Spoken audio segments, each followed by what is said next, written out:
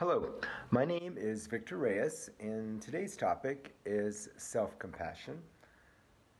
First of all, I'd like to thank Health Solutions for providing me the opportunity to speak about this extremely important topic in these very trying times. So how do we define compassion? And how do we define our interactions with other people? There are different words and phrases that we use when we talk about dealing with other beings who are in some sort of distress or some level of suffering. The first word that we use is pity, and pity is defined as feeling concern from someone. However, that concern is done from a position of superiority. So we're looking down on other people. This is not a positive thing. It's a very negative thing because we place ourselves above others. People can recall the phrase from the A-Team that Mr. T used all the time was that he pitied the fool. Does not come from an expression of the heart. It comes from an expression of the ego. Another level, another way we deal with folks who are suffering is sympathy. And sympathy is characterized as an emotional reaction that is based upon the apprehension of another's emotional state or condition. And this involves feelings of concern and sorrow for another person. Another way we deal with folks is through empathy. And empathy is the capacity to share the feelings of others. We resonate with both positive and negative feelings alike, and it's a vicarious experience of another's emotions. Emotional empathy, we resonate with the mental state of another. Cognitive empathy, intellectually, we put ourselves in others' positions. It gives us the ability to connect because of shared experiences. And think about situations where things have happened that can be characterized as negative in somebody's life. For instance, the passing of a friend or a loved one.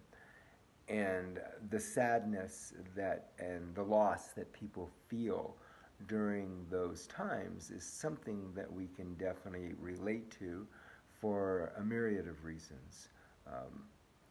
We have experienced loss of a loved one or a close friend or acquaintance in the course of our lifetime. We understand how we felt when we experienced that loss. So the sadness that we can see in others, that others share with us, we can relate. Another type of empathy in the positive realm is, for instance, a football game. When you're watching your favorite team on TV and there's a touchdown that's being scored, the feeling of euphoria that player feels on the field, we can relate to, and some of us manifest in our living rooms or with our friends as we're watching the game. The happiness that the team feels, we feel. So there's an example of a positive circumstance where a positive emotion we connect with. And we have what are called also mirror neurons. And people in this field should be familiar with these. And that's when our brain can read others' emotions and create empathetic resonance with those emotions. I did not realize this existed as I was studying more and more on the effects of the consciousness and mind and this whole idea of mirror neurons. People have been studying. But think of times when you're dealing with a client or a person who is very heavy, and how by the end of those conversations, we feel that heaviness inside us. We talk about not wanting to be with people who have negative energies, that the impact that it has on us of bringing us down, or maybe people who are always seem to be engaged in a level of hatred for other people or circumstances, and just the somatic experience that we have when we're dealing with those kind of folks. One of the animals that they say has the greatest number of mirror neurons is a horse. And if anyone has ever been around horses, you can understand that when you're feeling nervousness, the horse picks up on that and it reacts to your feelings. And I think that's one of the reasons that horses may be so effective when it comes to therapeutic treatments. So those are the different ways in which we deal with folks, from a very negative of feeling pity on people, looking down on people, to feeling empathy, which then leads us to this whole notion of compassion. And these definitions that I'm using come from a couple of researchers, one being Dr. Christine Neff, who's associated with the University of San Diego. She's got a great book on self-compassion that I strongly encourage, because it not only talks about the research in the area, but how she applied the research to her life in order to enhance the quality of her life. Also, there's a Compassion Institute that's out of Stanford University, run by a gentleman named Thupten Jempa, and he's got a book out called The Kind Heart, The Good Heart, which I strongly recommend, which details the research that Stanford has been doing in this area. So when we talk about compassion, compassion is a feeling, the feeling that arises when we witness another's distress or suffering, and that motivates a subsequent desire to help. So there's two parts, and this is not classified as an attitude. It's a benevolent response to others, and not putting judgment or blame on the suffering, not judging other people for what they're going through. It's not sharing the suffering of others, but it's a feeling of warmth and concern that arises. And what's important about compassion is not only how we feel, but also the strong motivation to improve another's person's well-being. So there's two parts. The feeling that we get, that connection, we recognize distress, we recognize suffering. There are people in this world that seem not to have the ability to recognize when folks are having a hard time. So it's acknowledging that others are in distress, and then the motivation to do something about it. And when we deal with compassion, it's different than empathy, because if we are stuck in just displaying this feeling of empathy towards another person, an understanding of what that other person is going through, and we don't have that second part, which is the motivation to do something about that person's circumstance, whatever that action may be at that period of time. It may be as simple as listening to somebody, praying for that person afterwards, maybe being able to make some recommendations after listening, but just some kind of action that follows.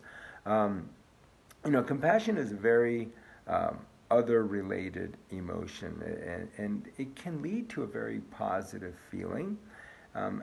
When we display levels of compassion, people who volunteer, actually there's a physical benefit that, from my understanding, the telomeres, that those strands in your DNA actually are healthier. You can look younger, so if you can take almost a very selfish reason why you want to act and compassionate, you want to volunteer, you want to help others, because it actually helps you. And it's motivation to do it is a very pro-social motivation. People have talked about compassion fatigue, and I agree with Dr. Neff, who in 2015 said there's no such thing as compassion fatigue. You can never have enough compassion in your heart for others. That what it should be characterized more of is a empathetic distress or empathy fatigue. Because when we empathize with others' circumstances and we don't take any other action other than taking everything in, then the problem becomes that we're stuck. It's almost like we get stuck in some type of quicksand. And as we listen or as we watch television shows and we see the suffering of children in other countries, or maybe even in our own country, when we read articles about children who are in distress or their parents are doing some atrocities to them, we feel that feeling, and then when we're engaged in just an empathetic reaction, we get stuck. And empathy distress leads to burnout. We start feeling that, that we can't fix things, that, oh my God, here's this person again, they're coming to us again. I know I can't help this person, and this case is so screwed up. There's nothing I can do. So they didn't teach me how to do this in school. So when we are stuck without taking steps or developing plans to better that situation, it's something that, unlike compassion, we're never moving forward by taking an action. So another thing to consider when we're talking about developing compassion is also developing equanimity. Research has shown that we feel compassion to those that we are most closely related, and we're more likely to help those who have similar values to us, preferences, similar behaviors, or maybe even physical characteristics. So when we think about terms like implicit bias, how we treat other people, it actually, research shows, extends all the way to who should have our compassion. And it is extremely important, especially the fields that we're involved with, that we, even on a subtle level, an unconscious level, are not picking and choosing those beings that are more deserving of our help than others based upon some biological choices.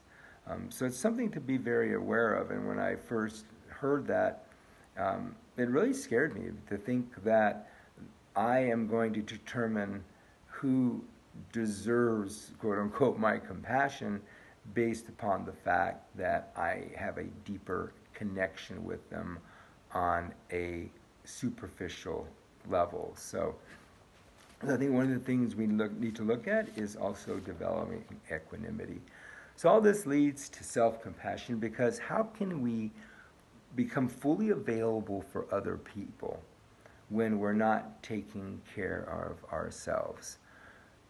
So when we look at self-compassion, it is the beginnings of developing a deep commitment to yourself. It's a way of strengthening our mind. This is also wisdom that is gained through experience. It's a warm, kind, gentle, caring, and open way to deal with yourself. And one of the most important things is accepting yourself for who you are, where you are, at this particular moment in your life, which means developing the ability to be non-judgmental or critical of yourself. And when we talk about being kind to yourself, we're talking about not only accepting also the kindness of others to you. The way we strengthen self-compassion is one of three ways. We develop more of a balanced attention. We can recall stressful situations, and we allow ourselves to acknowledge the feelings that we have. And then once we are able to acknowledge those feelings, and allow ourselves to have those feelings, there's a point that we need to move on. And we move on in several ways. We either take actions upon those feelings, but when we look at situations, there are times some of us don't allow our feelings to arise. And, especially in some of the fields where you work in very sterile environments. And it's very important that we acknowledge them, that we not suppress them. Because there's several ways we deal with life, and some of us actually bottle up our emotions that have a very, very detrimental effect physically for some of us, emotionally for some of us, and eventually we will explode as we bottle these things up. Another way to strengthen our self-compassion is to recognize our common humanity. We recognize that when we deal with others with less judgment, one of the phrases that's used commonly is, just like me, this person feels anger. Just like me, this person feels sadness. Just like me, this person feels happiness. So I think acknowledging that we, along with other human beings, have certain feelings and emotions, and we start getting away from that judging mind that really we spend hours sometimes, some of us, just beating ourselves up. And you think that, would you ever speak to another human being the way that you speak to yourself? And the third way we look at strengthening self-compassion is we look at mentoring ourselves, and the way that we would mentor others that we are working with. Stopping when you're in the middle of something, in the middle of emotions, recognizing that you have these emotions, and as you're doing some of this negative self-talk, think about what you would say to a friend, to a coworker, who is having the negative thoughts that you're thinking and the way you're talking to yourself. How would you recommend others deal with that situation? And cultivating self-compassion is a mindset. Uh, think about a time that you had what you would consider personal growth and how you got through those circumstances.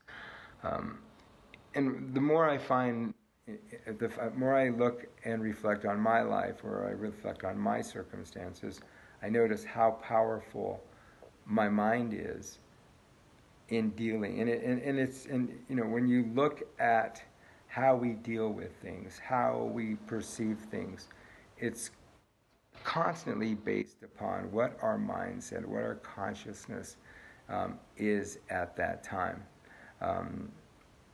One of the strategies that you can use when you have to deal with something is taking the time to notice that you're even engaging in these negative self-critical thoughts and self-judgments.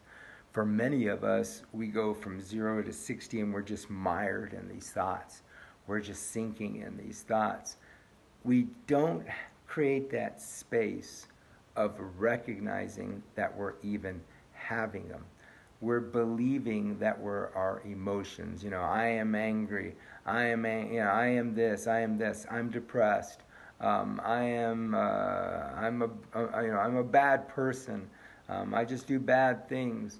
Our mind is so captivated by the emotion, and in a way we believe we're our emotions, which we're not, that we don't notice that we're engaging in this conversation, especially when our minds are just spinning like a wheel.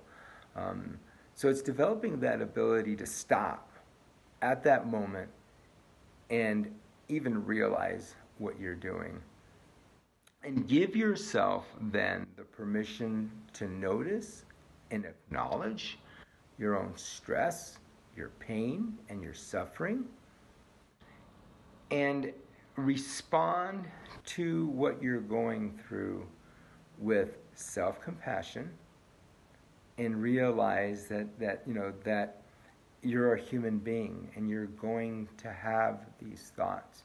You're going to have these circumstances. It's how we decide to deal with them that is the key in how we are able to move forward. So when we're looking at self-compassion, I think it's very important in any field you're in to celebrate what's good.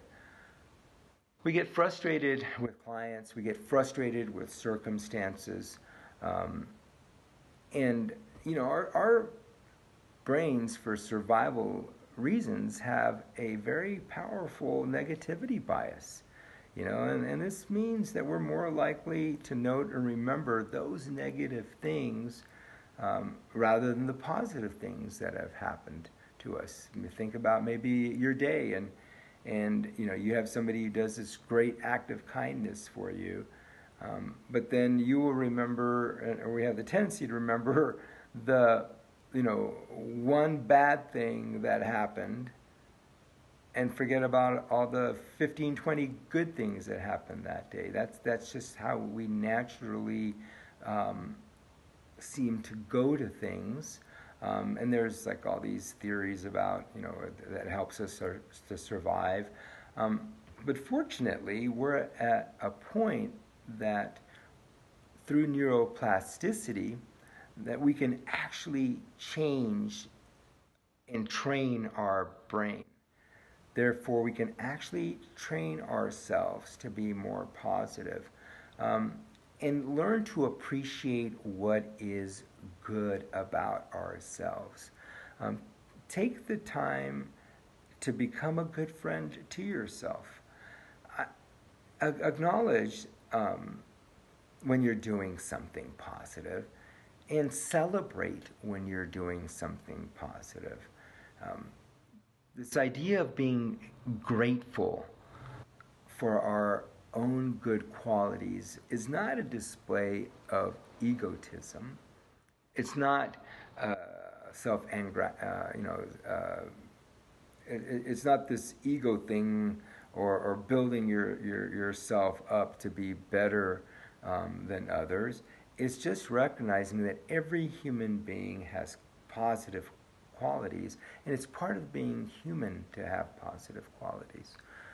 So I've really come to the conclusion that, especially when we're dealing with human beings who are in severe distress, who come to us a lot looking for help, I think it's very important that if we are educating ourselves to the best of our ability, if we are doing our job to the best of our ability, if we are taking actions that are done with positive motivation, that at the end of every day, we should be in a position of looking back and reflecting and thinking, I actually did the very best I could. And I didn't slough something off. I didn't ignore people. I did the best that I could with the situation in hand. I educated myself. I thought things through. I used my wisdom. I used my compassion. And we should learn to celebrate the fact that we did what we could and let things go. We cannot control others' lives. One of the meditations that we do, and we could take maybe a couple minutes here, and when and maybe put ourselves in a position of just sitting comfortably,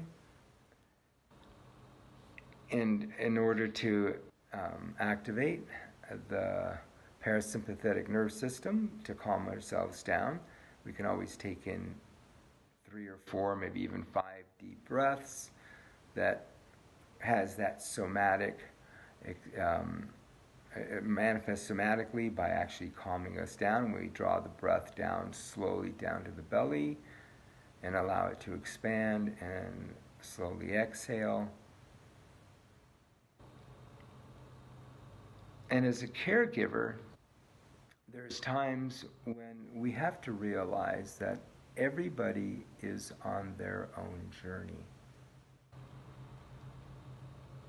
I cannot live other people's lives for them. I did the best that I could.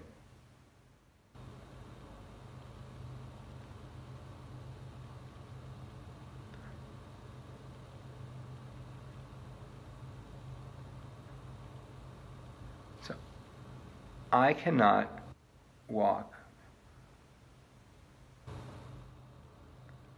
another to any result, to any point that they do not wish to go. I can be there to support them. I can use my wisdom to help guide and suggest. But every human being's on their own journey.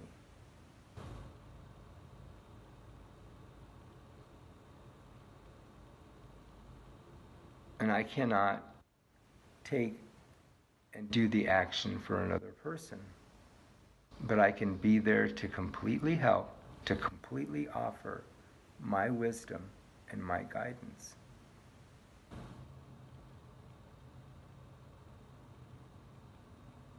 So if we stop, and as we get frustrated with other people, we can always try to take a step back And we can realize we are doing the best we can. And we're offering our best. And whatever the results may be, that's dependent on what other people that we're dealing with decide to do. And that, my friends, is exercising self-compassion by not holding on or expecting results, but accepting things as they are, not out of a frustration, but out of a realization that I actually did the best I could. Thank you very much for this opportunity, and I'm hoping that it's helpful. If there's any questions, please reach out to the folks at Health Solutions, and they'll make sure that we can be in contact, and hopefully I can answer any issues or any questions that people may have. Thanks.